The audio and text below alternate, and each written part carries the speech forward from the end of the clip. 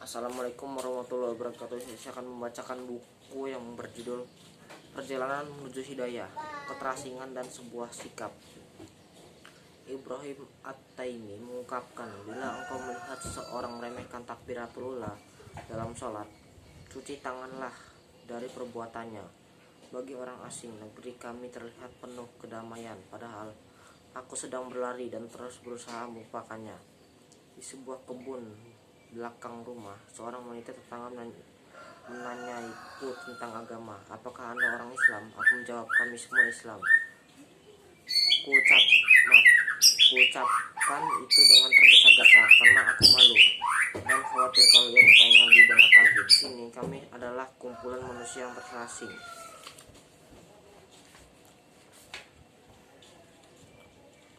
tidak kenal, tidak pernah tahu seorang pun. Kami pernah mendengar bahwa ada masjid di desa kami, bahkan juga melihat menaranya bila kami melewatinya, tapi tidak pernah masuk sampai-sampai dalam hari raya Relep. Kami juga tidak datang ke sana. Hari-hari kami tercampur aduk dengan hari-hari mereka, yakni orang-orang kafir. Hari-hari raya kami juga saling bercampur aduk. Dengan kata lain, kami disebut sebagai muslim dalam KTP saja. Sholat tidak, beribadah pun tidak. Tidak ada sesuatu yang menampakkan keislaman di rumah kami selain sejadah sholat yang digantungkan di ruang tamu. Bersama berlalunya waktu, suamiku ingin mengadakan perubahan. Bagaimana kami menjalani hidup? Suamiku adalah orang bisnis dan disiplin. Ia suka sekali bekerja dan mati-matian dalam belajarnya. Ia menyusupkan birokrasi formalnya ke dalam rumah tangga dan di dalam pergaulan kami. Ia ingin semuanya dilakukan tepat pada waktunya sehingga tidak ada satu menit pun yang terbuang. Adapun anakku tidak memiliki jatah apa-apa untuk namanya. Ia tidak mengenal Islam sedikit pun, bahkan ia tidak kenal sampai 2 kalimat syahadat sekalipun. Siapa Rabbmu, apa agamamu, dan siapa nabimu tidak pernah terdengar di rumah kami. Kami memasukkan ke sekolah bersama anak-anak tetangga kami. Kami meninggalkan madrasah khusus untuk anak-anak kaum muslimin. Tidak lagi waktu untuk suamiku yang tersisa.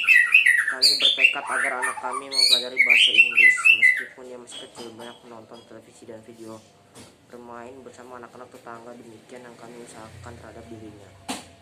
Hubungan kami dengan kalangan pelajar muslim terputus. Bahkan hubungan kami dengan negeri kami pun terputus. Kadang ada telepon yang memberitakan kepada kami bahwa si fulan meninggal dunia atau kerabat kami menikah di negeri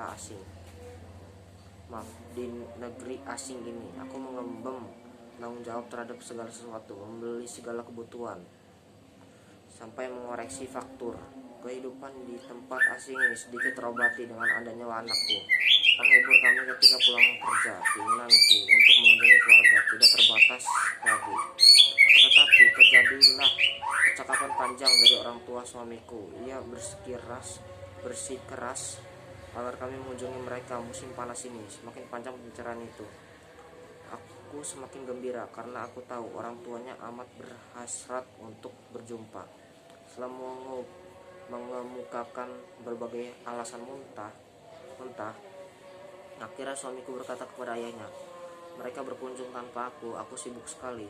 Setelah suamiku meletakkan gagang telepon, aku menunggunya mengucapkan sesuatu, namun tampaknya ia tegang sekali. Setelah diam sejenak, ia berkata, ayahku ingin sekali kita berkunjung, tetapi aku tidak bisa pergi. Waktu kita akan habis untuk pulang pergi saja. Aku berkata, sudah 2 tahun kita tidak pergi ke sana. Kalau begitu kalian yang pergi saja. Aku pun memesan tiket dan menyiapkan koperku. Aku akan pergi meninggalkan kotaku menuju ibu kota. Aku akan singgah di situ selama 3 hari. Aku perlu membeli banyak hadiah. Di perjalanan anakku terlihat gembira sekali. Kita akan mengunjungi fulan dan fulan. Aku menghitung banyak sekali nama-nama. Semuanya tidak ada lagi yang kulupakan. Ketika kami masuk kota, aku menanyakan tentang mereka. Aku bilang, bukan sekarang, nanti 3 hari lagi. Di kota ini, aku teringat dengan negeriku. Turis di mana-mana, warna coklat terlihat di wajah mereka. abaya baju kurung dijual di pasar-pasar. Aku sangat gembira karena merasa sudah dekat dengan tanah airku. Kami makin mendekati 1 atau 2 hari kami tinggal di kota itu. Pada hari yang terakhir kami ada di sana. Setelah selesai membeli segala keperluan kami, aku pergi bersama anakku ke sebuah taman. Ada bebek dekat sekali, merpati juga seakan menyentuh tangan kami. Ada orang di mana-mana, ada juga anak-anak kecil yang bermain bergembira ria. Anakku juga melempar sisa-sisa makanan ke arah bebek tadi. Hingga mereka mendekat. Di atas kursi, aku duduk seorang diri. Di sampingku, ada seorang anak kecil berbicara dengan anakku. Begitu cepatnya mereka kenal, itu karena kejernihan hati mereka. Aku memanggil nama anakku, namun yang datang justru ibu dari anak yang berbicara dengan anakku. Ia memberi salam dan menyambutku dengan hangat. Anda juga turis sepertiku, tanyanya. Tidak, aku akan pulang meninggalkan kota ini, jawabku dengan penuh kegembiraan, seperti juga anak kecil. Aku juga ingin ada orang yang berbicara denganku. Aku memuji tempat itu dan juga anak-anak yang bergembira ria di situ. Ia mengajakku untuk minum teh bersamanya. Di tengah jalan yang hijau, tersedia teh dan kopi. Wanita itu memperkenalkan, ini ibuku, ini saudariku, dan yang itu istri saudaraku. Masya Allah, satu keluarga lengkap. Saya merasa senang berbicara dengan mereka. Tiba-tiba datang seorang dari jauh.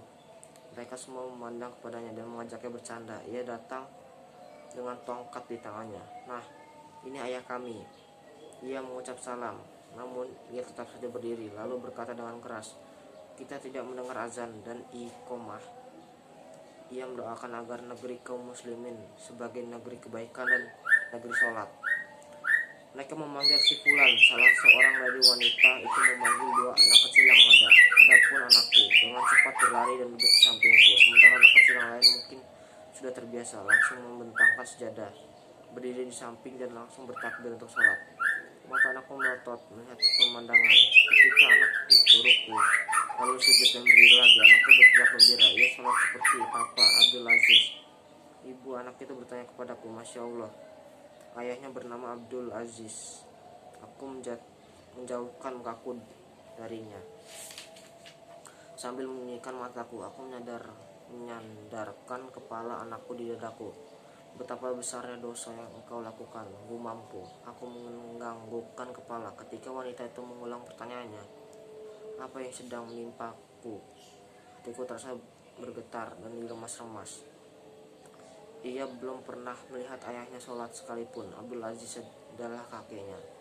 Aku merasa wanita ini mengetahui hal itu. Aku berusaha menguasai diriku sendiri. Aku bangkit berdiri.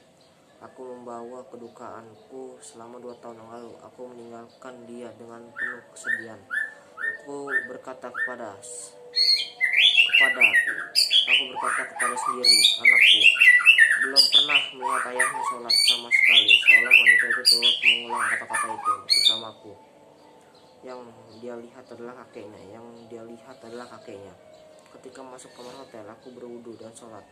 Di akhir sore, di rumah orang tuaku, kegembiraan terhadap tanah airku tidak meninggalkan makna apa-apa. Semenjak aku sampai, tidak pernah hilang dan dari pendengaranku suara anakku kemarin. Saya akan katakan kepadamu kejadian nyata yang kualami. Engkau adalah saudariku, tenangkan hatimu, ujarnya. Persoalan ini tidak sebagaimana yang engkau bayangkan, tetapi jauh lebih besar dari yang engkau bayangkan. Aku menangis dan kuceritakan kepadanya apa yang sebenarnya ada pada kami. Air mataku tak terbendung lagi. Ia berkata dengan sendu, Innalillahi wa innalillahi roji'un. Ia mendekati anakku dan mengeluh kepalanya sambil berkata, batasan antara kita dengan orang-orang kafir adalah sholat. Barang siapa yang meninggalkannya, maka ia kafir. Ini adalah hadis Rasul. Apakah engkau menerima bila dikatakan kafir? Apakah engkau menerima dinikahi oleh orang yang kafir? Apa engkau mau menerima? Cukup sekian yang saya bacakan. Apabila ada kesalahan membaca, mohon maafkan. Saya akhiri. Wassalamualaikum warahmatullahi wabarakatuh.